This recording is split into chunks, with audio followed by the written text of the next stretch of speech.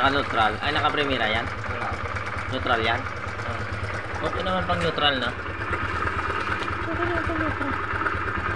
Okay naman pang neutral eh. Be, cambio mo. Cambio. Yan, sige. Tapos, prinuan mo. Ay, patay nga oh. Be, neutral mo ulit.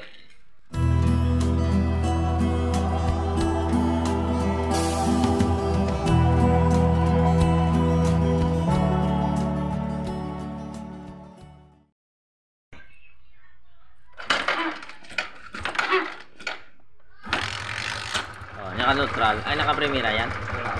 Neutral yan? Okay naman pang neutral na. Okay naman pang neutral eh. Be, cambio mo. Cambio. Yan, sige. Tapos, prinuan mo. Ay, patay nga oh. Be, neutral mo ulit. Sige, primera mo.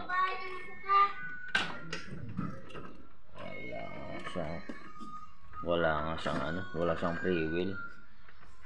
Wala nga, kaya pala namamatay pag nagpreno.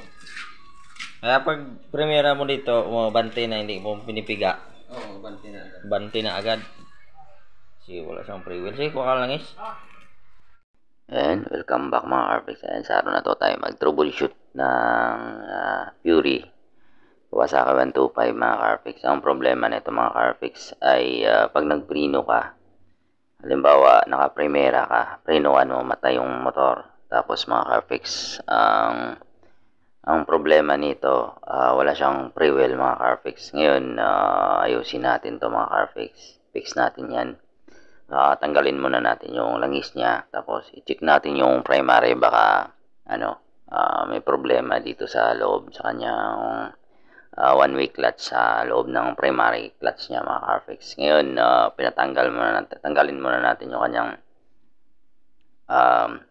kicker, tapos yung kanyang apakan, pati itong tambutsulo, agad natin ito mga Carfix. Tapos tanggalin natin para makita natin sa loob mga Carfix. Ayan, kung bago ka pa lang napadpad sa aking YouTube channel mga Carfix, ayan, pingin naman ang subscribe. At pakipollow na lang ako sa aking FB page. Ayan, shoutout kay Boss Arian, yung may-ari nitong Fury mga Carfix. Ayan, pinuntahan natin dito sa Pampanga. Galing pa tayo sa Manila mga Carfix. Ayan, i-fix natin yan mga Carfix. Ayan, antabayan mga Carfix. At ayusin natin yung motor na to mga Carfix. Tingnan natin. Kulang tumatakbo yung motor mo. Hindi pa naman, naandar na kagad eh. Bago gasket niyan? Oo. Okay. Tandaan mo sa mga walang bolt.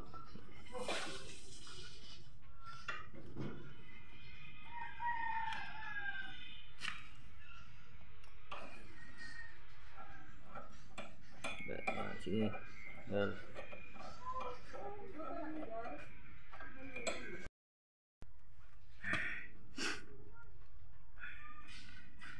Ay mga Carfix, ayan, tanggalin natin yung kanyang bolt paikot sa clutch cover. Itim-im na yan mga Carfix. Okay yung clutch niya eh. Sa one-way yan. Sira. Preno mo, matay. Iwan ko na paano yan. Okay pa umaga eh. Nagkuhan pa kami ng bus eh. Tapos nagpunta kami. Alam mo yun? Ayan. Ito na naman baklasin sa loob dito. Ayun o, hindi may ikot. Dapat may ikot yan, diba? Oo. Ito, sira loob nito. Ito. Yung one-way clutch dito. Ito, matigas-tigas nga lang ito. Ito, one-way clutch lang yung sira nito.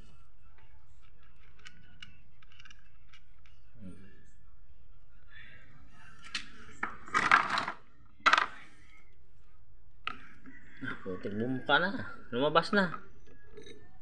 Tay tayo dyan. Kaya manipis na pala yung ano nito. Pero pwede pa naman. Malalim na. Pwede pa. Bagong palit ba natin to? Hindi. Hindi. Stock pa to, no? Stock yan. Okay, ito eh.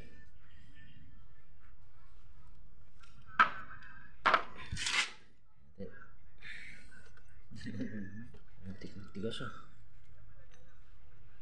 Walang bearing dito. Tanggal ah. Wala namang ano ito eh. Tumigas ah. Ito yung one-way clutch niya sa loob yan ah. Wala. Ito yung problema oh. Oo, matanggal. Nag-stock up yata yung ano nito sa loob. Yung bearing niya yung stock up.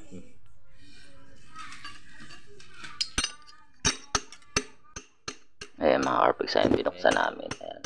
Okay naman, check natin yung kanyang primary clutch sa clutch lining niya sa primary clutch sa clutch bell. Wala nang problema. Kaso ang problema dito mga Carpex, hindi na matanggal yung clutch bell.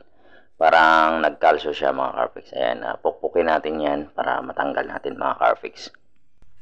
Matanggal oh.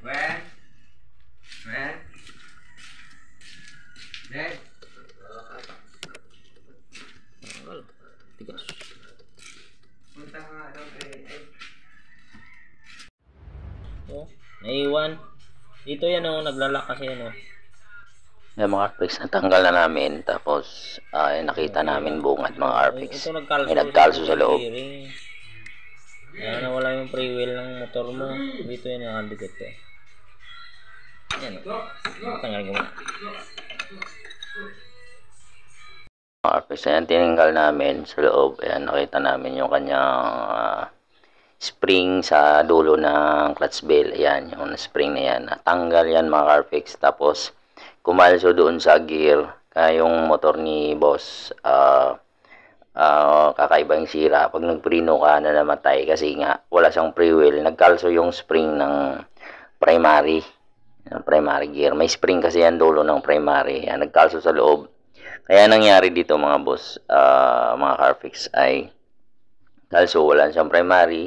Kusang tumatakbo na yung motor kahit hindi mo pipigayin yung gusnador, tumatakbo siya. Tapos pag nagprino ka, namamatay. Wala siyang free wheel sa kanyang semi-matic mga Carpex. Ayan.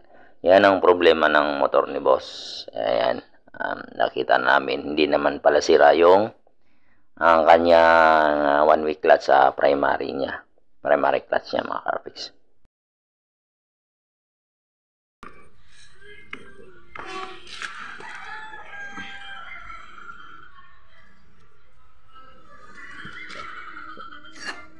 Pa.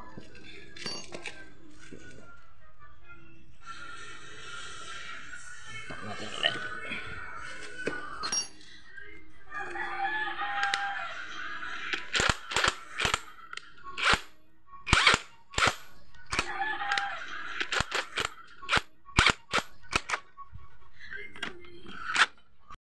Yan, terus na. Okay na, brewel na.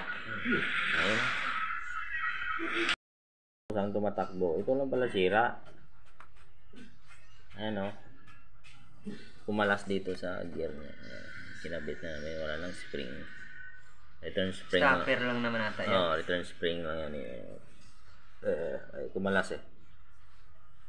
Tinanggal ko na. Tinanggal na. Para hindi na magkalso. Nagkalso dito. Pati yung primary, apektado siya. Ay, yung motor mo, wala nang free wheel. Kusang tumatakbo na. Pag nagpreno, okay, ganyan lang. Kusang tumatakbo na yung motor. Ano yan, sige. Nilagyan mo na ito ng biscuit mo ko. Bante mo dito siya. Ito po. Ito, kapalan mo lang yun. Ito lang yun.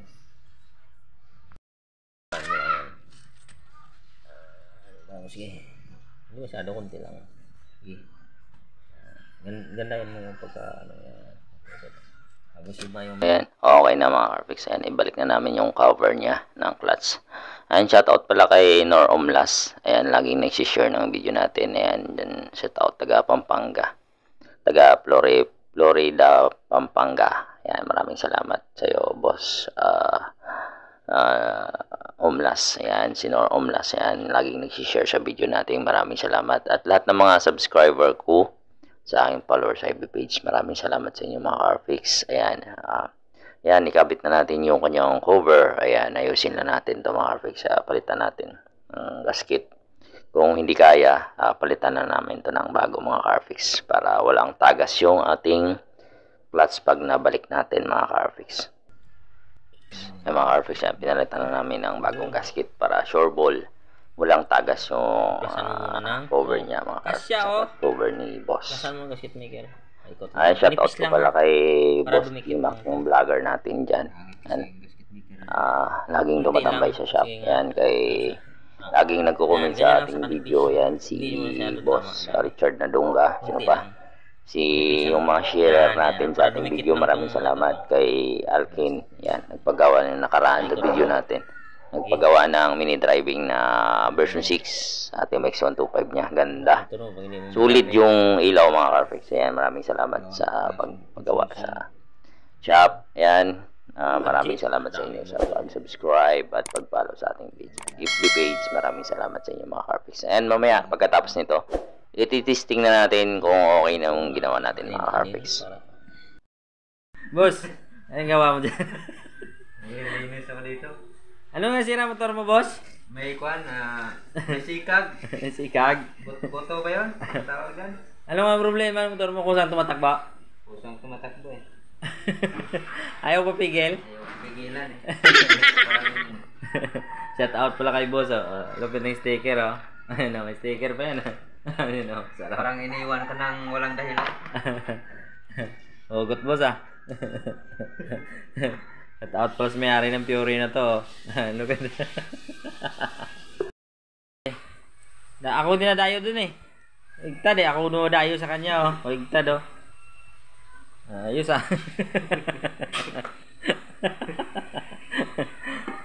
Test na. Ito yung pa kunti. Ang gasket. Salpak natin yan. Sintro naman buta. Kaldo muna tayo kunti. Ayaw mo ko shout out eh. Jay, shout out mo rin ako minsan. Shout out tayo. Hindi nag-shout out. Hindi, shout out. Sorry. Sige, balik mo na. Gado pagka ganun. Ayan. Ayan o, may free will sa idol mo. Shout out sa gumagawa. Shout out sa mechanic ko. Nalupit daw na dayo yan. Oh. Sige. Dinadayo pa pala. Baka malaglag yung lock doon. Sintro. Oh, gasket. Ay, wala. Oh, lumuha. Balik mo uli. Ayusin mo magkalso dito. Ito, sintro mo dito. Wala dyan. Kada ka to? Paluwag. Higpit na ganyan.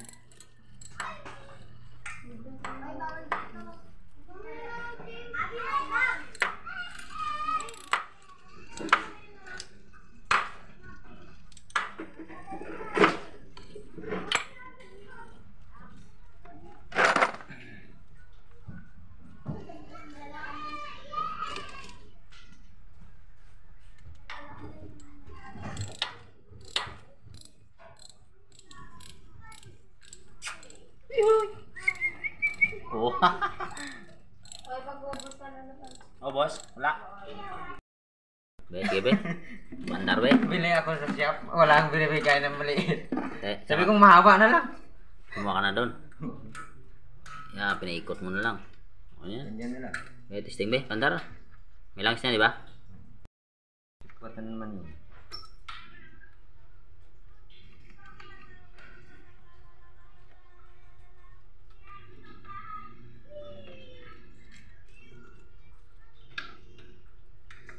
Ito na.